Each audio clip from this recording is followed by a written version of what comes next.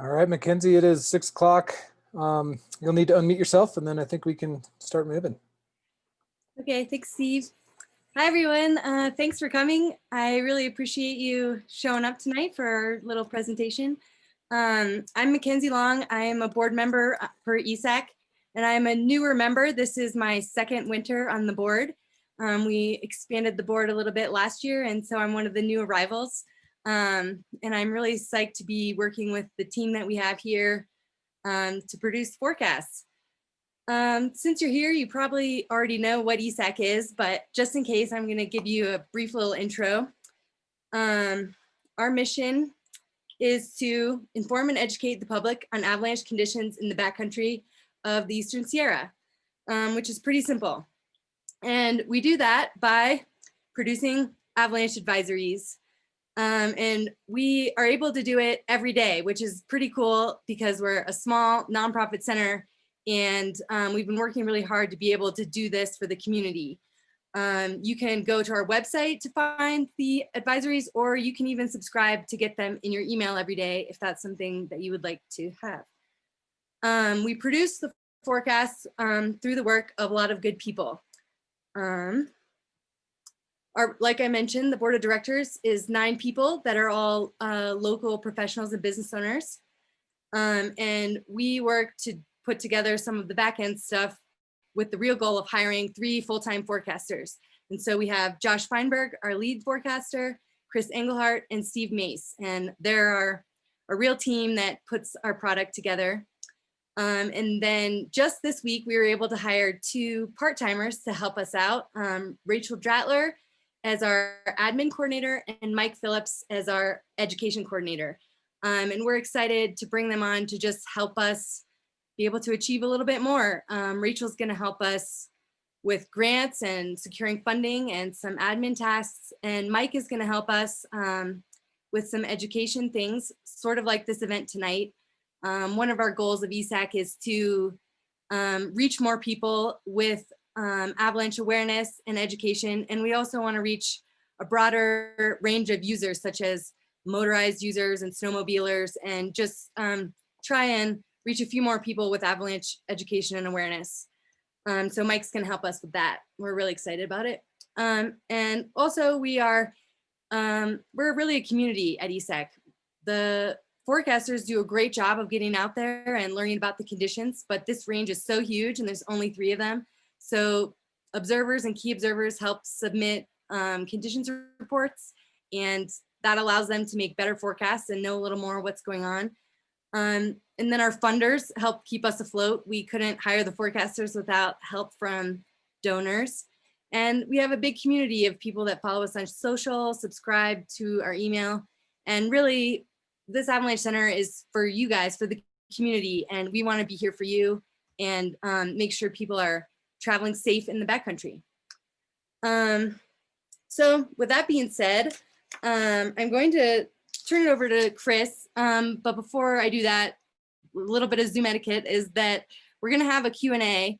Right now, Steve, our forecaster Steve, is working as the Zoom master, and he's going to have everyone muted, but he's going to monitor the chat. So if a question comes up, feel free to put a question in there, and he can pop up and interrupt the presentation if it's relevant. Or if you want, you can raise your hand there with a little button on the bottom, and Steve can let you ask a question, especially during the Q&A.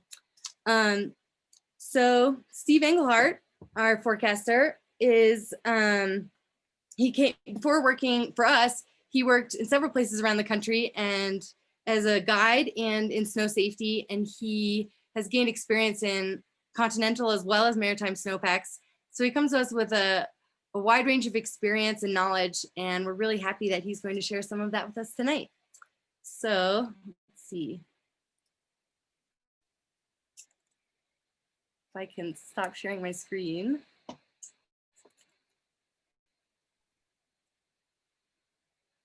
All right. Thanks, Mackenzie. Really appreciate it. And really appreciate everybody that's on the call tonight. Never have done one of these, but let's give it a go. I'm just going to get right into the presentation here and get it brought up.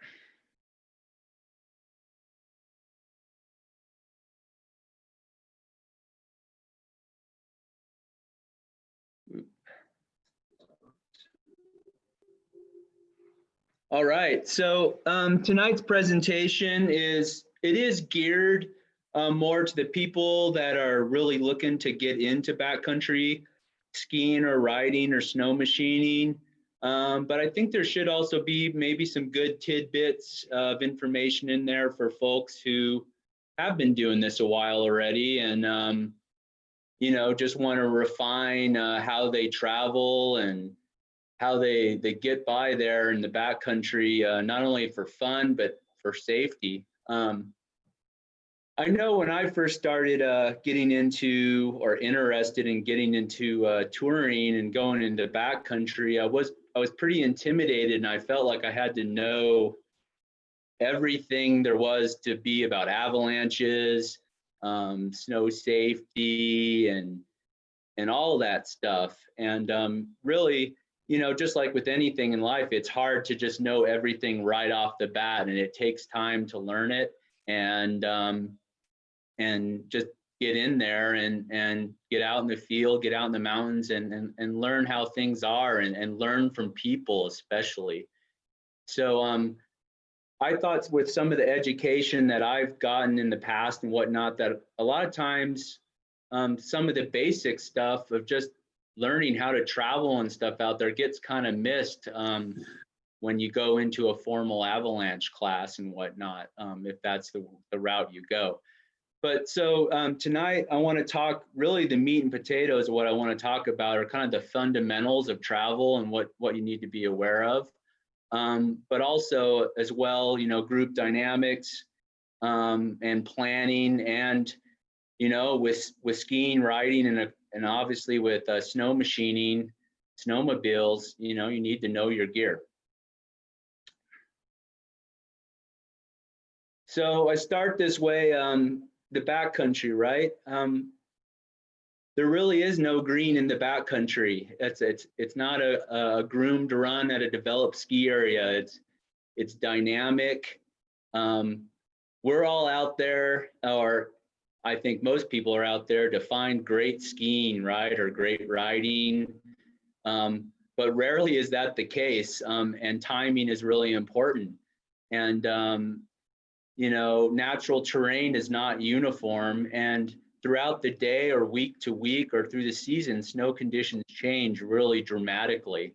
It can be much different from when you start in the morning to when you are, you know, ready to drop in the afternoon, say, or early afternoon. Conditions vary from everything from horrible breakable crust,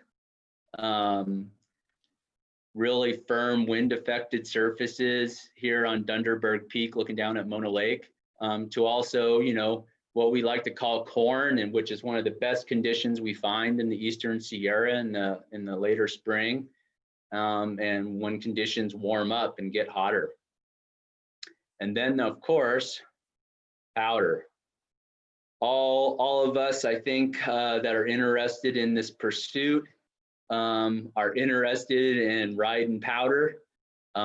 There's not many other feelings that I can think of that are more enlightening than skiing deep pow. So why do I go to develop ski areas? And why did I just point out all these different snow conditions that we deal with in the natural environment? Well, I like to just point out that skiing all those varied conditions, breakable crust, deep powder, it does take some practice, it takes some experience and learning how to ski all those different conditions. And the beauty about a developed ski area is you can get tons of time in riding and get lots of laps in and refine your skills and gain confidence. Another great thing about it is, you know, you can step it up and try out and ski in steeper terrain and more challenging terrain that's been mitigated for avalanches by ski patrols. So you don't have to essentially stick your butt out there in avalanche terrain right off the bat in the natural backcountry environment and take that risk in the steeper terrain. Now, you know, I totally understand, you know, the economic concerns with ski areas nowadays. They are quite expensive, you know, and but I can't emphasize more the importance, or, you know, the benefits of getting a lot of time in on the slopes where you can really refine your skills, gain confidence, and build up so you can further progress your skill level in whatever pursuit you do. You know, I know a lot of ski areas offer cheaper tickets to get on beginner chairs, and you know, honestly, with the way equipment is nowadays, we all know it's very expensive. You know, a lot of the season passes are pretty reasonable, especially at, you know, a variety of ski areas around the West. You can get in there for not that much money and you know, and build up to it. So, you know, but getting out there, getting the backcountry, you really just want to start out and start mellow. And, you know, obviously getting the backcountry offers a much different experience than working or than skiing or riding at a developed ski area. And that's what a lot of reasons why people seek out the backcountry. They want to get away from the crowds. They want to get away from the busyness or noise.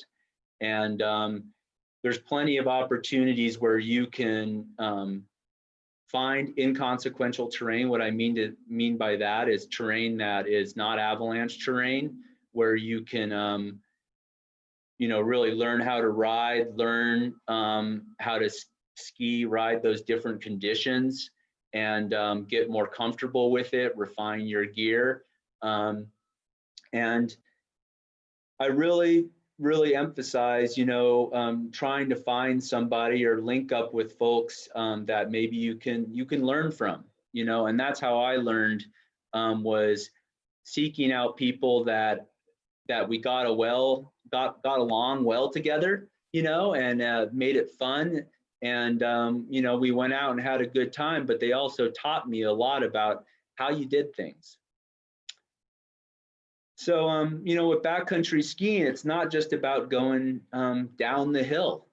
It's a lot of it's about going up the hill too, because you don't have a chairlift to get up the hill. You need to know how to ride that snowmobile uphill without getting tossed off.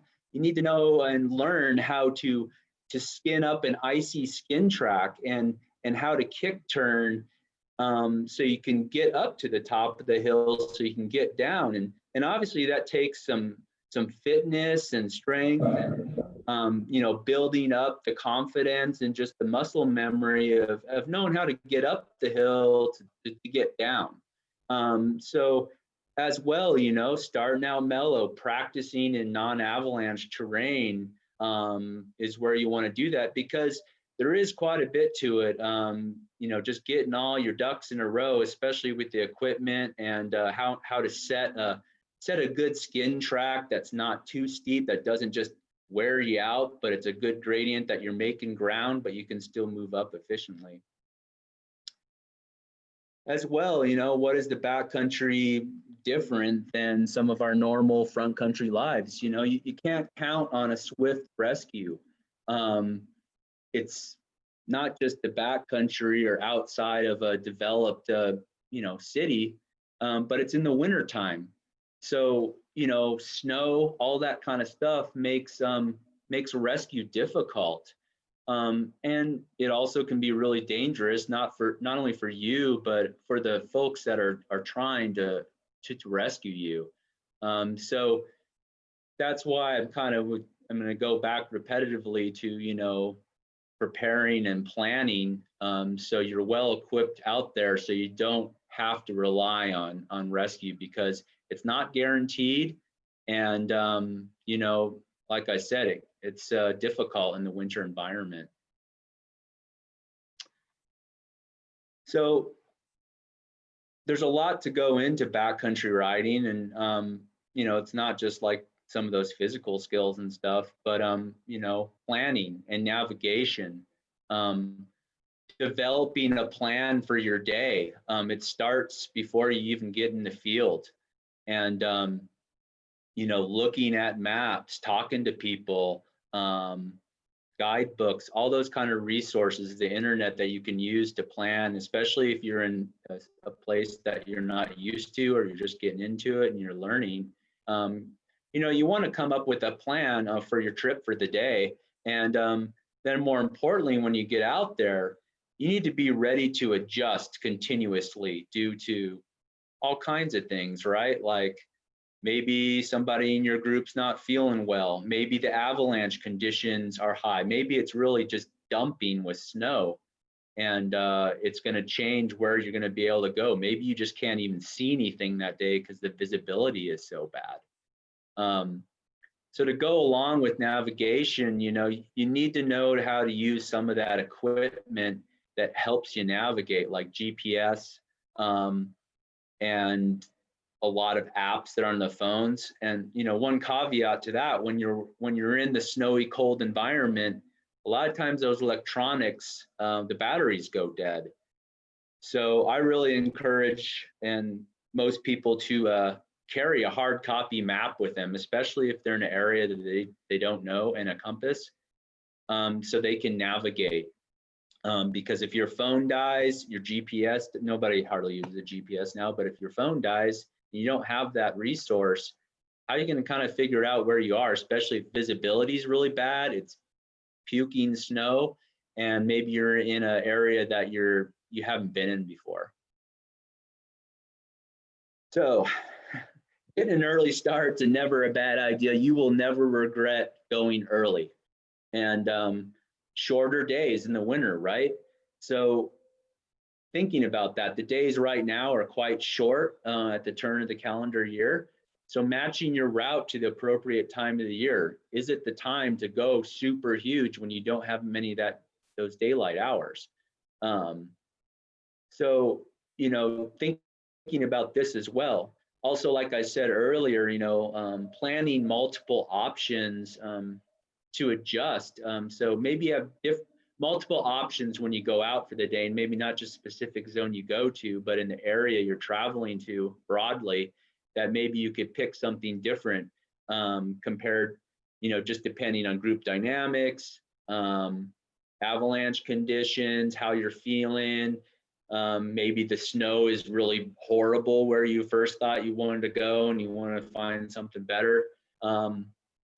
Also too, all this planning and figuring out a good route that's appropriate is important. And if you do need to change plans and deviate from your original route, what if you come out way below where your vehicle was, and you didn't look at the maps or have a map of where you are, and now you don't know how to get to your vehicle? Or say the visibility is just zero. If you haven't done a little bit of that planning and have the right equipment and to help figure out where you are, you're going to get yourself in trouble. So in the winter, conditions change fast, and they can be completely different from when you start out in the morning to when you get back. Really advantageous to check out the weather forecast and the avalanche forecast. That's where the ESAC bulletin comes into play. Not only the night before to give you an idea of what's going to happen, but things can change overnight. So always check in the morning of as well is really important. So this isn't just for like avalanche hazard and avalanche danger, but also trying to hit optimal conditions when the snow is going to be best. So gear, skiing, riding, snow machining, it's a pretty gear intensive sport. And refining your kit. What I mean by that, finding equipment and gear that really you get comfortable with and that you enjoy and makes it blissful when you're out there. And learning from other people what they use, deciding what works for you and what works well. It took me years of figuring it out. When I first started too, most of my equipment was hand-me-down equipment from other folks, and I worked it out. And some of it I struggled with, and some I loved. And You know, I just kept paring down and sorting through until I figured out something that works.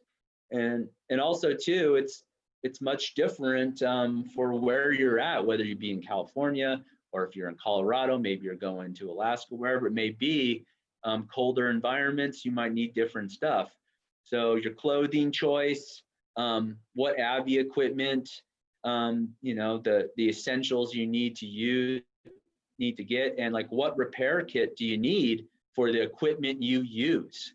Once again, you're going out into a remote area, you need a repair kit where you can fix your gear, and maybe have a repair kit where you can fix everybody's in your group's gear. First aid kit, that's an obvious thing. You always want to have one of those, right? Yeah, people tend to get hurt skiing, unfortunately. Don't know why that little yellow line is on there, but being prepared. So some of the things that I always carry, no matter if I'm skiing right now in early January when it's pretty cold, or if I'm in the spring, I always, and I think most people would agree, most seasoned guides out there always carry an insulated jacket. Why? Because if stuff goes bad, you are going to be able to probably survive if you have an insulated jacket. That's one of those lightweight items that I always carry no matter what. To go along with that, you lose the most heat out of your head. So I always have, I mean, we usually always have a wool hat, but I just had to put it on there. You know, a headlamp, you broke a binding, things go wrong. You might need to get out when it gets dark. We have short days. It's getting dark at 5:36 right now. You're out there longer than you thought. A headlamp could really come in handy and help you out. I always carry a little bit of extra food. Maybe I stay out there longer. Maybe I needed to help somebody else out in need. So I'm gonna have a little extra food with me and enough water that I'm gonna be able to go maybe a little longer than even my my original plan. Another two things I always carry too, I always carry an extra pair of gloves. I mean, who's lost a glove in a windstorm or something like that? If you lose control of your hands, meaning you freeze your hands, you're gonna be in trouble. So I always carry an extra pair of gloves with me, and I always carry a lighter and just a really small fire starting kit. Just have those little backup things in case, you know, stuff hits the fan, you're gonna be a little bit prepared. So you can see the stuff kind of builds up, your pack's gonna be a little bit heavier, but it's good to always be prepared.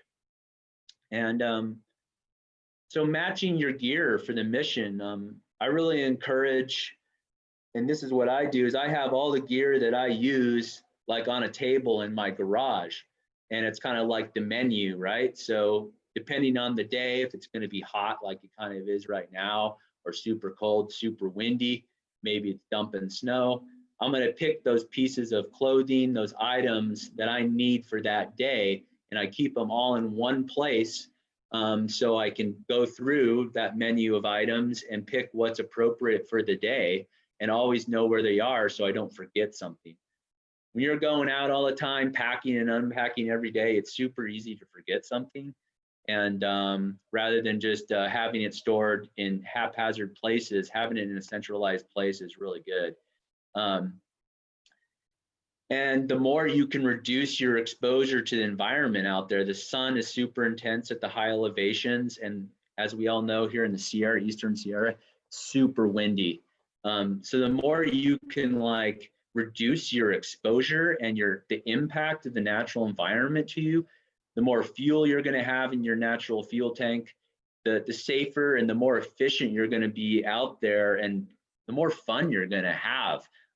Protecting yourself from the sun, the wind, the cold, and making sure obviously you're always, you know, keeping plenty of fuel in the old gas tank there so you can go for it. And you know, one thing about backcountry touring, snow machine and everything, I never skip, or you know, we never skip on safety gear, that insulated jacket, the Avalanche equipment, because You just can't do that. It's not fair to you, your partners, or if somebody has to rescue you because you were unprepared. Gear maintenance, and I threw this in there because, like, especially with skins, if you're not used to using skins, if you let your skins and you just throw them in the snow and get all snow on the glue base, they'll freeze up and they won't work when you put them back on your skis the next time. So you really want to manage your gear well. A lot of the new boots that are coming out, the bindings, the Dynafit stuff, it's all going lightweight. You want to treat the stuff kind of with care and, like, not just be reefing or hauling on that, just slamming that stuff, because you can easily break one of those little cables with all these new fandangled boots and whatnot. And you know, once again, this is all coming with experience and you know, learning how to take care of your stuff well. Part of it too is every night drying out your boots so they're dry, so you don't freeze your feet the next day because there's moisture and humidity in your liners. Getting your goggles out every night when you get back home and drying them out, so when you put them on the next day, they weren't in that wet case and they fog all up on you the next time you want to ski when it's really good powder skiing. I think anybody that's been skiing the last few days in these sticky conditions would attest that waxing's super important. You know, it's all about having fun, and, like, the more you have your equipment dialed and having the appropriate wax on there. Right now, there's really firm conditions in the Alpine too, so having some good edges, it's really good. And you know, going along with the snow machine, machines take a lot of upkeep. You know, changing the oil, making sure the carbides on your skegs are good. You know, keeping everything clean and up and running. You know, it's a process and quite a bit of work before and after you're even in the field when you're having fun out there riding. So I just kind of went through that you know, the gear stuff and getting prepared for when you're getting out there.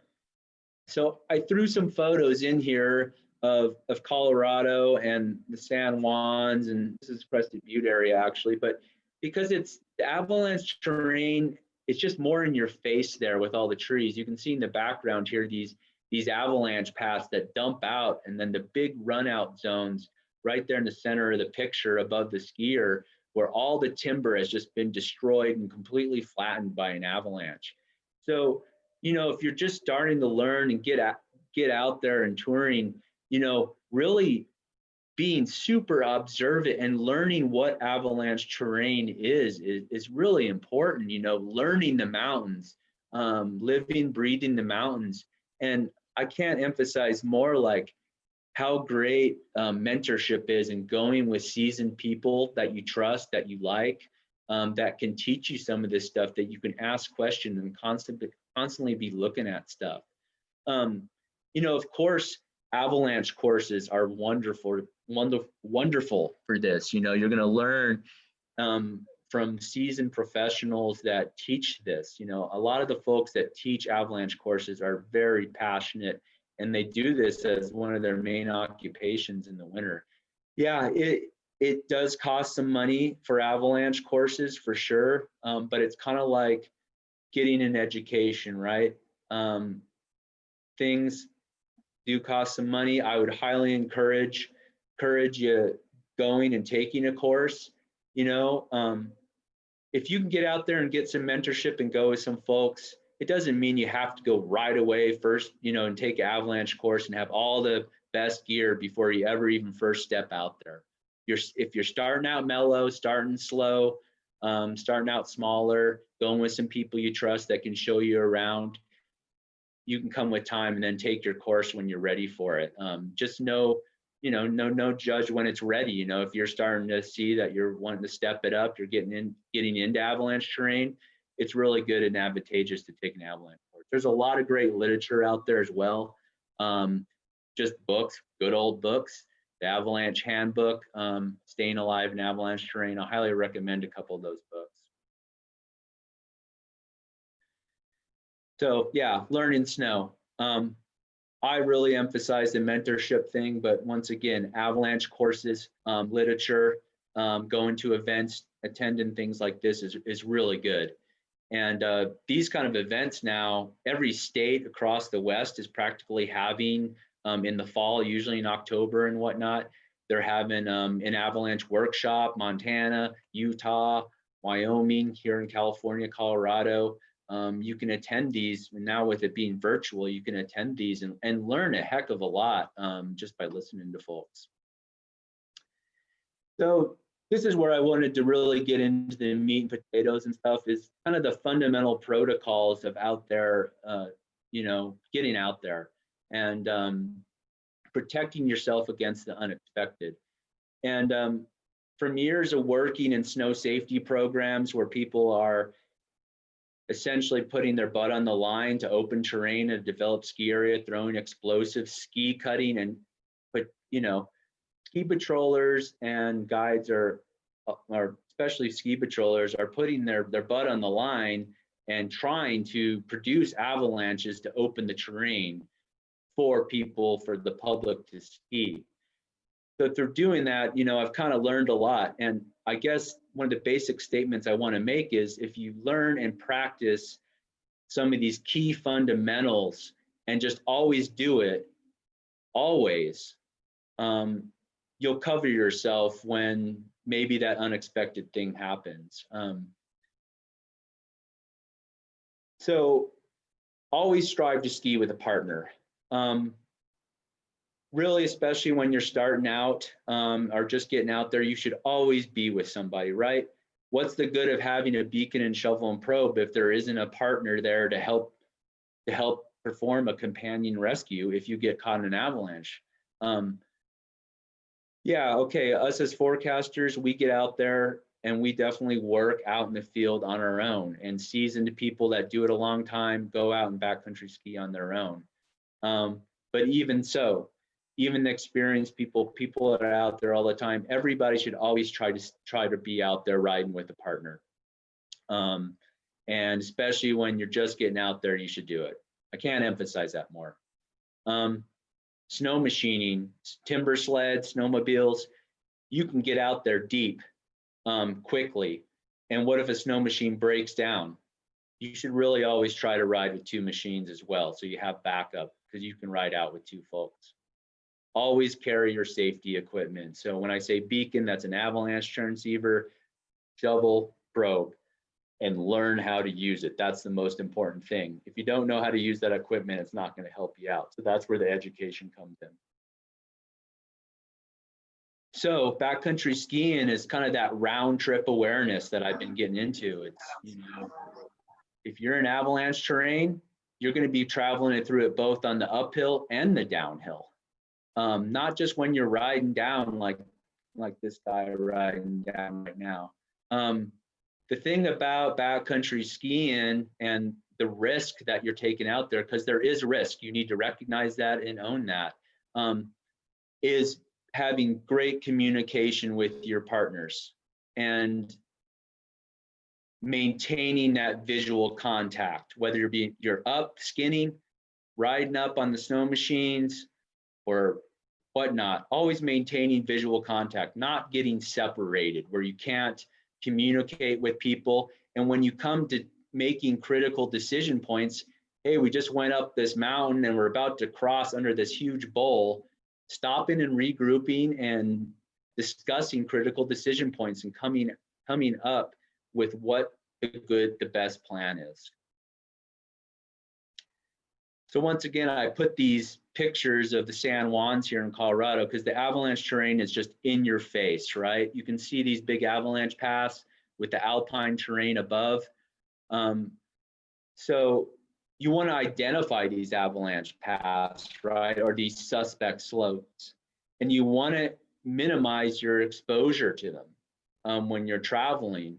If you're going to cross that Y avalanche path at the bottom, if you have to, you're going to want to cross it one at a time, right?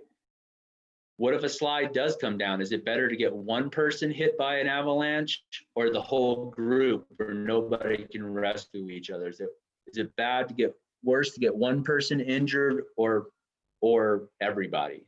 Once again, waiting for the group to make those critical decisions when you come to critical pieces of terrain. Always checking your transceivers that they're on send when you're leaving the cars. Everybody's beeping. Everybody has the right equipment, has all their shovels, probes, to have their safety gear before they get out there. So when you're heading up, you know, protect your ascent, minimize your exposure. If you don't have to cross that avalanche path, if you don't have to get on that suspect slope that you're worried about, don't do it.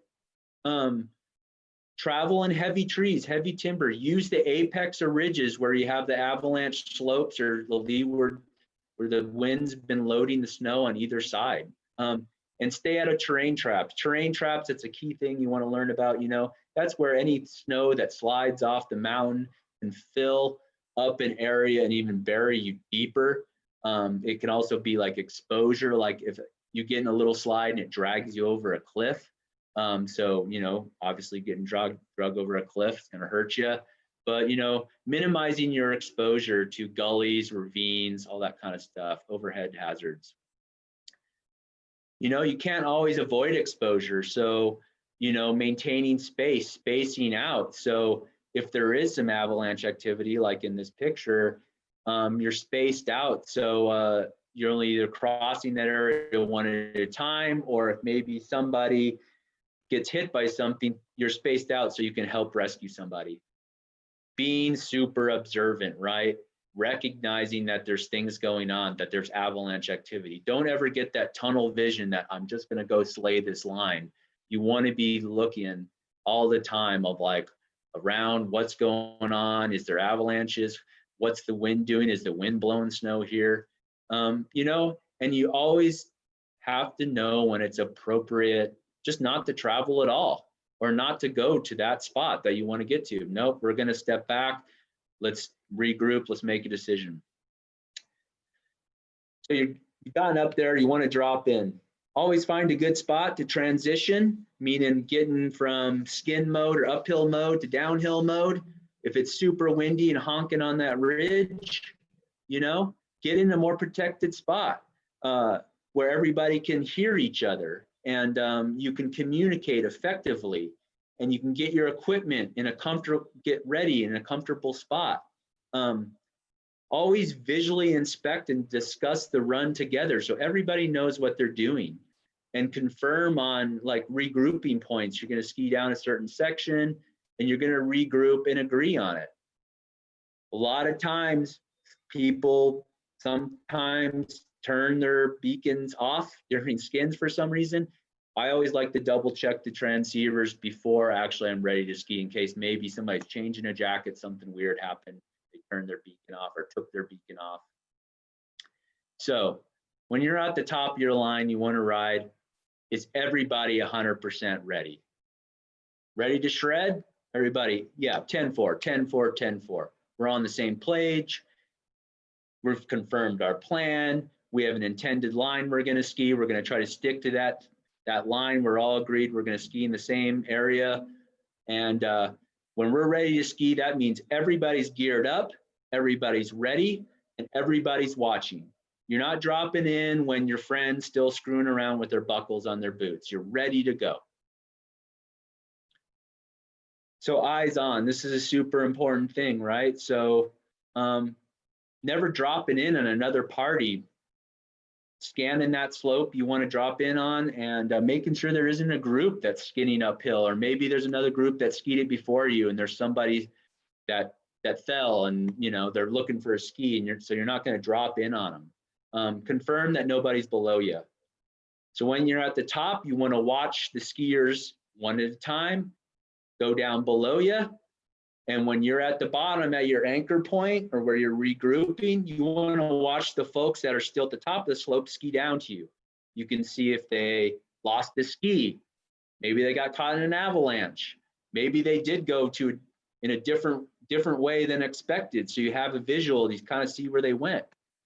But always try to maintain that visual contact. Radios are really beneficial for this as well, right? You can communicate with your partner up above. And once again, you know, never drop in until you confirm with your partner. And this can be a visual pull wave. This can be an audible, like, woo, you know, like hoot up to your partner that you're ready to go, you're ready for them to come down to you, but always confirm with them with a visual signal, with a pole wave, a hand wave, audible radio call, that it's you're good to go and drop in. So you can just maintain one person on slope at a time. So can't emphasize more, one at a time. So not only in the deep winter when it's powder skiing, but we do this when even we're corn skiing, you know. There's no harm in watching your friends ski. You can get some good photos, and you just limit the exposure in case something happens. There's just one person on the slope at a time. When you're in more tricky snowpacks, like in Colorado and Continental, you're reducing the weight on slope. I mean, really, it allows for rescue, you know, and if you always do it, you decrease those chances of acts of God. And I think most professionals that have been in the field working, or even like really seasoned backcountry skiers, will say that definitely they've seen crazy things happen that they just never expected. Snow is a very dynamic thing, and it's really hard to always know exactly what's going on out there. So if you're skiing one at a time, you're really increasing your margin of safety. Anchoring up. So this doesn't, you know, this guy's skiing down this massive avalanche path here. Do you think they should stop right in the middle and wait for the partner to take a video? No. You want to always stop in a safe spot. And this is where recognizing and learning avalanche terrain well is super important. So you know you're out of the way, you're out of the hazard. Things from uphill cannot get you. You want an area where there's enough room for your entire party, like large rock outcroppings, mature timber, like big trees that don't have any signs of avalanche damage on them. High points, apexes, you know, where you're out of the slope, where you're up, where it's wind scoured. Even if big slide comes down, it's not going to get you. And these are these agreed points, like when you're at the top of the run, like, hey, let's ski down to that ridge on the right, see that one lone snag, let's regroup there, we're up out of the slope. So you always want to agree upon those things and make sure it's a safe spot. And you want to be patient, you know, like I said, make sure that person gets down, they give you the pole wave, it's good for you to come down. And, you know, always wait, you know, you're at the bottom pitch of a run, you know, and a way you know, instead of tackling big long runs like in this previous picture and skiing it all the way to the bottom, no, break it up into shorter pitches so you can maintain visual contact, so you can, you know, see each other, you know where people are at, and so you can, you know, ski it safely. And don't get impatient when that skier is skiing down the bottom and they're not quite down yet. You just want to get after it. Don't drop in until they're clear and out of there. You know, I've had a good friend in a tragic accident. Somebody didn't wait for that person to clear out of the bottom. Person dropped in the top, and this, you know, started a huge avalanche, and it hit that person because they weren't cleared out of the bottom of the run, you know. Tree skiing. A lot of people think tree skiing is totally safe. It depends on where you're at. It's not always a safety net, just know that.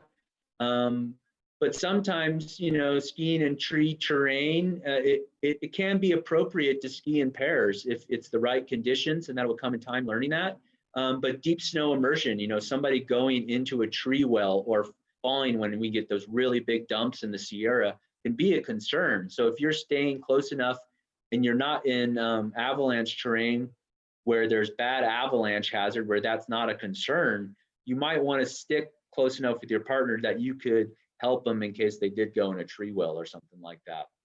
So obviously things to learn with that. Snow machines, you know, I know this is a pretty centric skiing and riding topic, but a lot of this stuff is applicable. But the thing about the machines, man, they're awesome. They, you know, they get you way deep, they get you up there. They're really fun to ride as well. But they get you way out there. And that's why it's really important to have multiple ones, have the repair equipment for them. And also recognizing that it's not just a 120-pound skier or 150-pound skier on a slope. you're going up there with a pretty heavy machine that's going to influence the snowpack differently than just a skier. So yeah, take that. So one of the most important things is knowing your group, right? And I think most more seasoned tourers, backcountry skiers, generally don't ski in larger groups. Nothing wrong with it all, but do realize, I mean, obviously more decision points, more people to manage, more people with equipment, it just takes longer. So if you're going to go with a big group, recognize that, you know, it's probably going to take longer to do your intended route, and to manage people. Also, too, imagine dropping in on a slope with this many folks. You want to really pay attention. Okay, how many people do we have in this group? You know, so in case something does happen in a large group like this, you can lose track of somebody. So if you are traveling in a large group, really make sure you know how many people you have, what the number is, and really, and a lot of times having like a lead and a tail person to lead out the run, to lead the skin up, and somebody in the back that can kind of sweep everybody up and keep track of everybody. But most of all, what's going to be the best day for your group? You know, terrain choice, length of trip. You want to have fun out there. You know, curtail the trip so it's like awesome for everybody, so you have a great time. Hey, Chris, we've got a great question in the chat about tree skiing. And the question is, if the tree, someone has heard that if trees are so tight that you can't ride through them comfortably, that the risk of avalanche is lower. And I guess the question would be is that true? And can you expand upon, I guess, tree spacing in terms of avalanche risk? Yeah, it's a great question. So generally that is a broad statement saying if the trees are tight enough that it's not really enjoyable skiing, that's generally a safer stand of timber to ski in if you're really worried about avalanche hazard. That being said, I've seen in the San Juans, I've seen avalanches, large avalanches run through the quite tight trees. So I think you need to match your information gathering of what the avalanche hazard is, what the avalanche problems are, which will come with time, with what you think is appropriate. You know, in the Sierra, generally the tree skiing is much more widely spaced. We have much bigger trees, and it's you know, that's one of those things where I really think that mentorship and learning before you just say, oh, you know, just because these are trees are going to be safe. So I don't know if I really answered the question totally, but yeah, especially in the Sierra, if you're getting into super tight trees with the snowpack we generally have, that is reducing your risk and widening your margin of safety if you're in those tighter trees than like those big, wide, spaced open trees where you have big pockets of open snow. So with the group thing, the group dynamics, maybe you are in that mentoring role, maybe you are in that leadership role, taking some folks out. Are you taking the group where you want to go? You know, are you just like hell bent that you're going to ski this couloir and you're going to drag people up there that maybe have never done anything like that? Maybe they're scared. Are you not communicating with them? You know, are you mentoring, or are you just controlling the situation to go do what you want to? I just put this in there because it happens for sure a lot. And it's where I come into the fact of like, you know, it takes time to develop great ski partners out there, riding partners, people that you trust, people that maybe have the same goals and pursuits, the same interests that you do, that you mesh up well. And maybe that other person that just wants to hell bent to do this and that you're not into isn't the best person to ski with. So, you know, think about that. So kind of pulling all this together is, you know, the big picture thinking. And when you're getting out there, this is out in Kings Canyon National Park, and, you know, taking the big picture into perspective. You know, you really want to ski some of those lines up there on that peak there in the upper right. But, you know, what's the risk versus reward when you're 15 miles out, deep into the wilderness? Maybe you don't have any communication out there.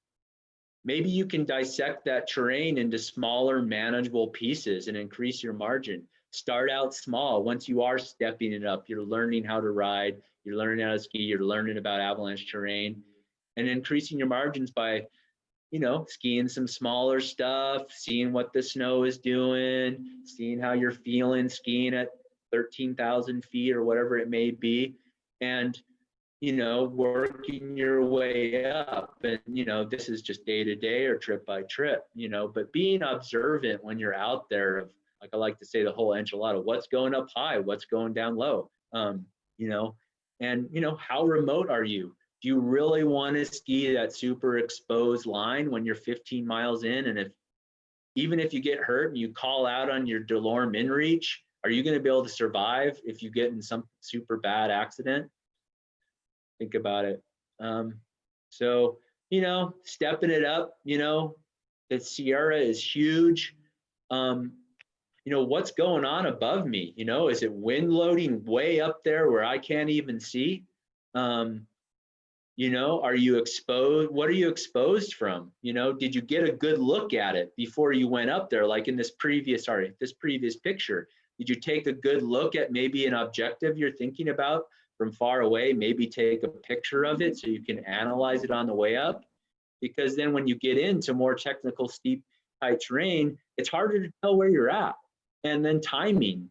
Are you going to hit this thing when the winds are supposed to really come up in the afternoon, or maybe the sun is supposed to become really extreme in the afternoon and start heating things up above you? So all things that'll kind of come with time, but constant observation, constant reevaluation, constant adjustment, being ready to adjust your plans always. You might really want to ski that couloir, you really wanted to do that, but if you don't, you know, like, take time to step back and see that you're listening to the red flags, the warning signs, or listening to your fellow partners, and you're just hell bent. You get that tunnel vision. That's when you know, folks kind of get in trouble. You know, I think the disaster in Everest plays in a lot to that we all read about in '96 in John Krakauer's book. You know, just hell bent on the objective and not taking the clues in that it was time to turn around. Not the armchair quarterback, but it's interesting. You know, in the Sierra, the Eastern Sierra, a lot of people, and I like to call it the Himalaya of North America, the elevation relief from the top of the east side, you know, 14,000 feet down to the Owens Valley is some of the greatest relief in the entire world. You start down here in Bishop, where it was darn near 60 degrees today. It can be vastly different up at 14,000 feet up there. And, you know, paying attention to all those factors, the sun, the wind, what's going on with that terrain way above you that you're not exposed to, and you just need to do that extra homework, you know, as well as being observant constantly so you can maintain a good margin of safety. You know, and if every mountain range is unique.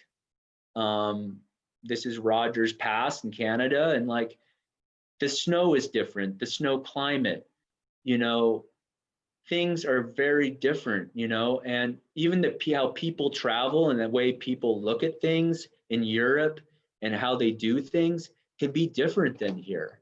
And it's really important, if you're keen to travel to Alaska and to some of these amazing places in the world, that you track the avalanche bulletin there, the weather there, before you even get there, so you kind of know what to expect as far as avalanche hazard. And then once you get there, you know, like, you know, getting comfortable, kind of learning how things operate, and just realizing that things are going to be different. You might need a different kit of equipment to handle the cold or the wetter weather. You know, and I think learning from our mistakes is super important. You know, you're not going to do everything perfect all the time, or treat, or, you know, get along with your partners perfectly all the time. But, you know, it's good even on a great day, after a great day of deep powder skiing, to brief and see when it went well. How could you have skied something better if you had gotten better skiing? Or, you know, maybe you had a near miss, or maybe somebody didn't have a good day, you know, and just, you know, it's good to talk about stuff and communicate, and especially when you're traveling in hazardous and risky terrain, like always improving so you can make the next day that much better, not only for safety, but for, you know, most importantly, enjoyment. And, you know, like,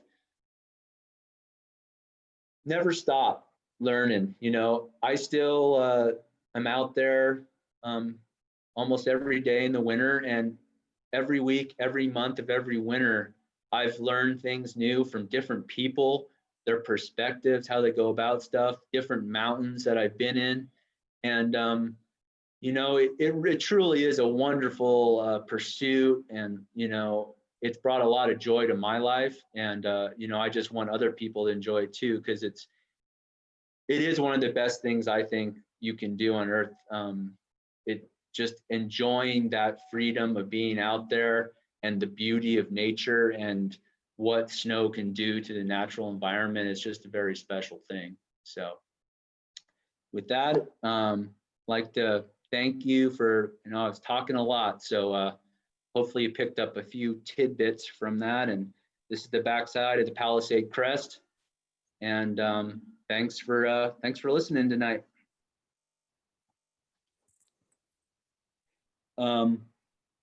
So with that being said, I'd like to introduce Mike Phillips, our education director, and him and David Page are been working on the Ski Kind campaign. Just kind of about with the increased use we're seeing with everything that's going on in the world right now, and kind of ethics and kind of ways to go about being in the mountains. So with further ado, I'm going to open it up for Mike. Thanks very much, Chris, and thanks for a great presentation. I think this sets a good tone going forward into the winter to remind us all that there's more than avalanche hazard to consider when we're venturing out into the mountains. And to stay with this theme, we have a short presentation from David Page to close out the event.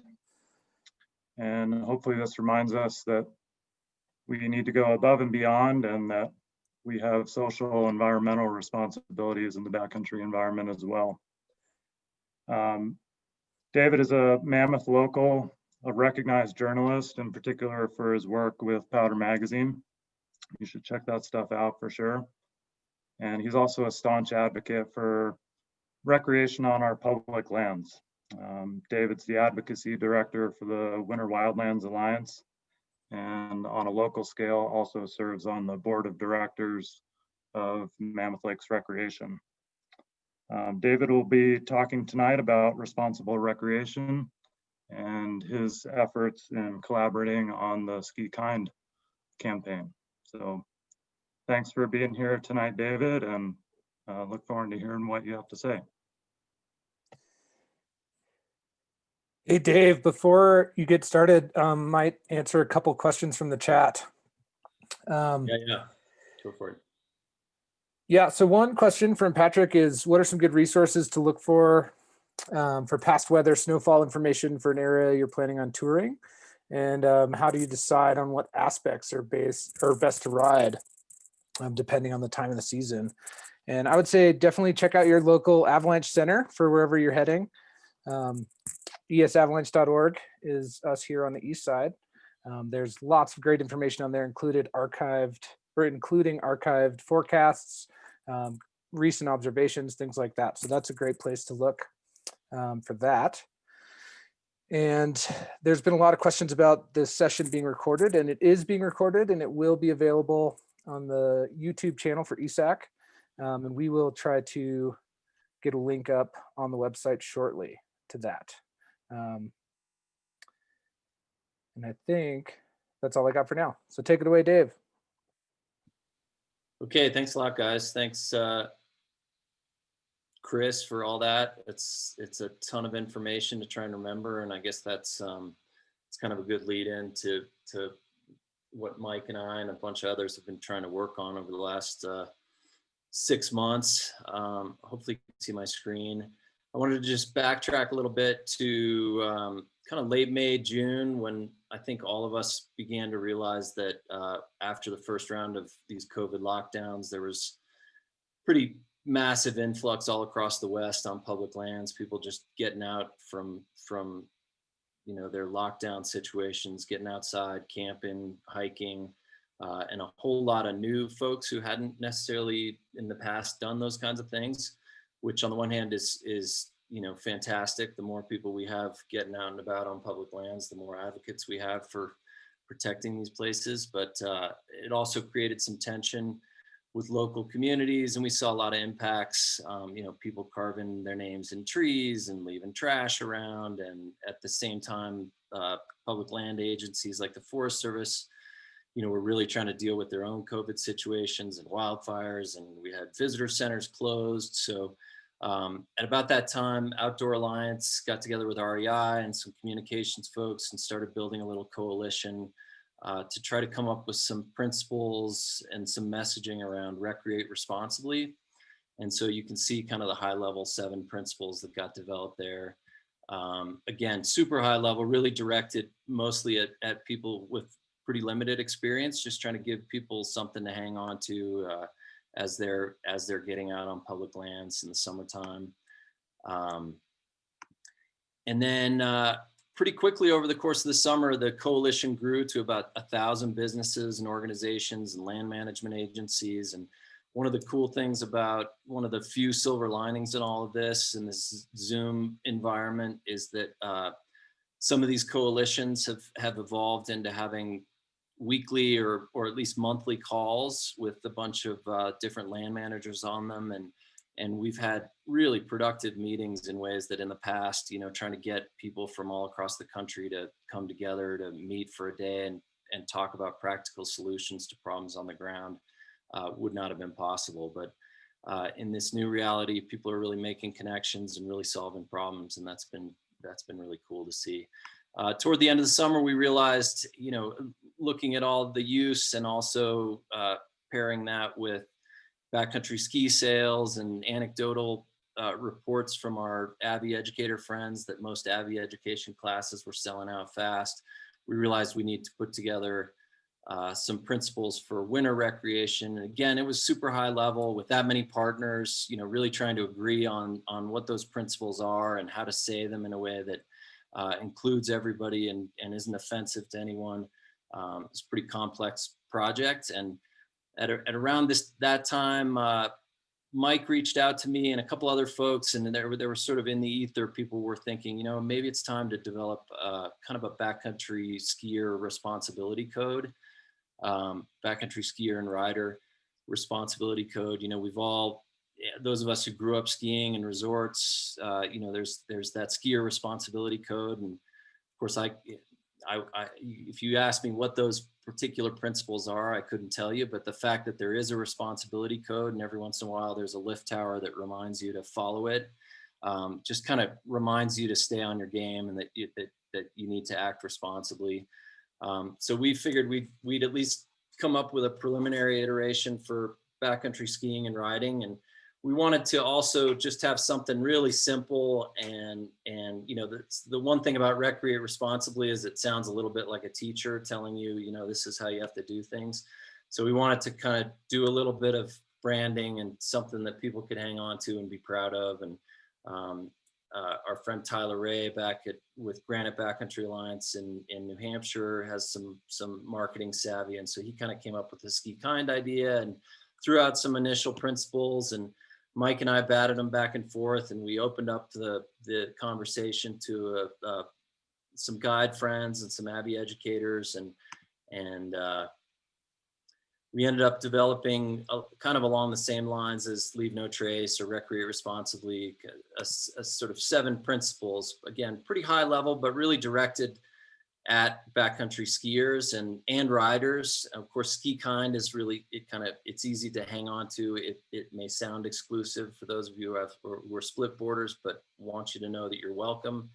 And snowmobilers too. And if if you really have a problem with the word ski, you can just insert the word be and change it up. But just sort of high level, the leave no trace concept, the idea of self-reliance. These are a lot of things that Chris covered in his presentation, but sometimes it's really hard, without a detailed checklist to have all that stuff in your head at the same time. So,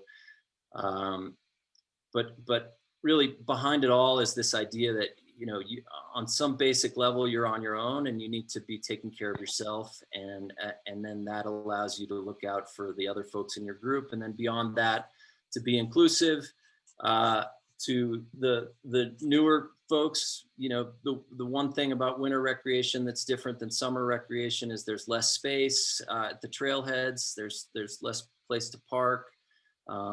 People kind of funnel through particular access points and people can kind of trip over each other.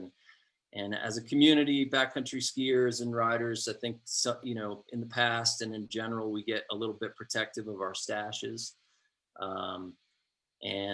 This is just sort of a reminder to say, hey, there's room for everybody and we need to try to make room. And Chris brought it up quite a bit, but this idea of being a mentor, sharing the space, sharing your knowledge, and then also if you're new to it, really looking for a mentor, really listening to folks who have more experience, without falling into that hero bias thing and assuming they know everything. But ski smart, stay aware of your gear, know your skills, ski respectful.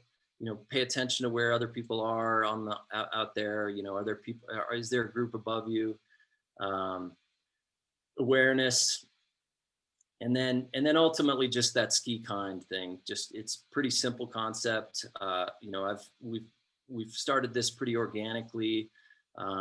We've got about 25 different groups that we've used for outreach and that helped us develop it.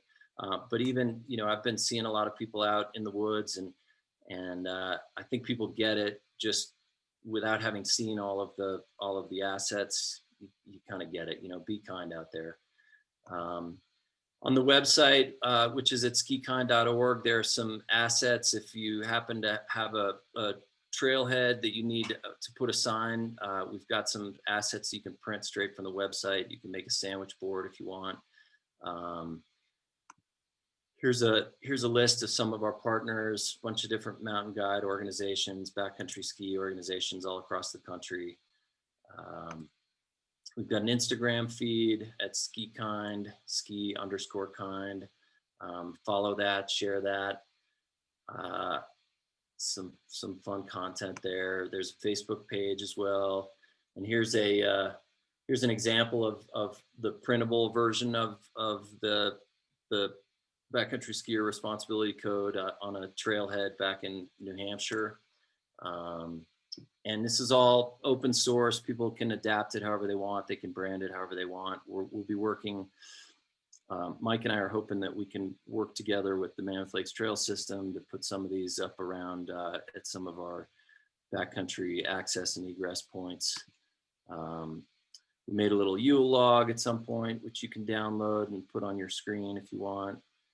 And then we've just started to kind of offer some of these, a hat. You can get these on the Winter Wildlands Alliance website, but again, the logo is not proprietary. If you want to reach out to us and take the logo and brand it your own way, we've got this partnership with Yeti. We've made some kind of cool beer koozie and some different swag that you can get. And we've got stickers, and I've got a load of stickers coming in the next week or so. And just as a test, I dropped off a stack at Mammoth Mountaineering sort of right before Christmas and another stack at Footloose, and they were gone in a day. So I'm going to try to get more and just kind of distribute those at some retailers around here and up in Tahoe. And obviously feel free to grab that. It's all free.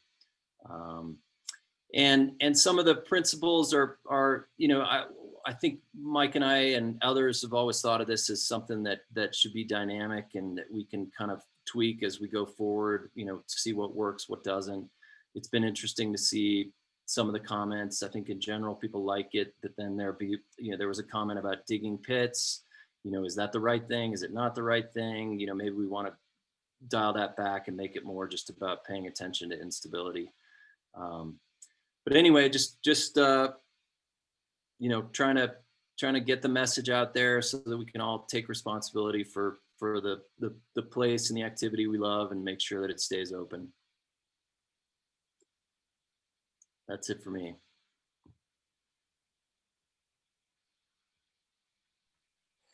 Great, thanks, David. And thanks again for everybody for showing up. And Josh, thanks for the reminder. We are currently working on our YouTube hit channel. So check in on the website over the next couple of days, and we will have the recording up to be viewed and shared. But I'd like to open it up for questions. So please feel free to raise your hand. I'll do my best to try and spot those and enter anything into the chat. But David, we do have one question of where can someone find the Ski Kind swag? So that's, if you go to Winter Wildlands Alliance or winterwildlands.org, sorry, there's a little shop button, and you can get them through that. Or you can reach out to me directly and I can help you out on that D page at winterwildlands.org.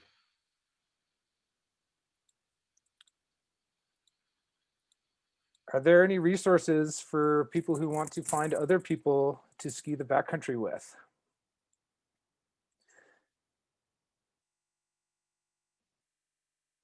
There are lots of resources. Social media is probably a place where there's some groups that exist. I know of a few here in California on Facebook. Yeah, so I think that probably depends on what your local area is. But yes. Does anybody else have any other ideas they'd like to share? Take a level 1 class and find some friends. Great one.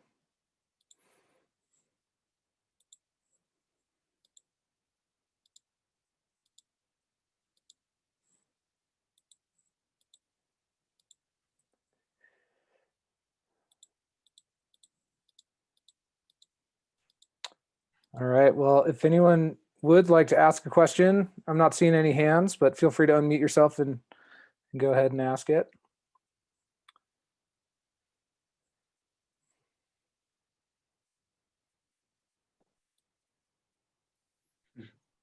I All right.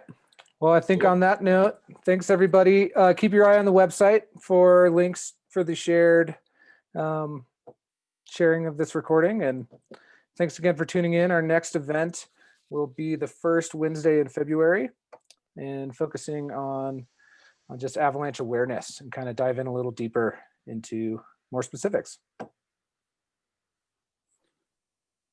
Everybody have a Thanks, great everybody. night. Yeah.